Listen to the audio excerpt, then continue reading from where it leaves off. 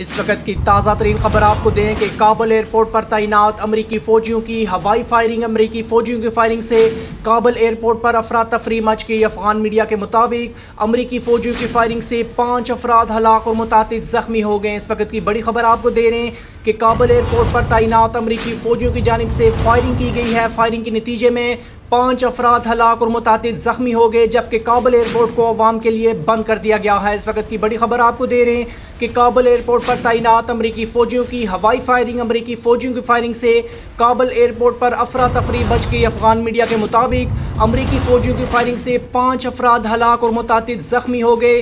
Kabul airport को अवाम के लिए बंद कर दिया गया है।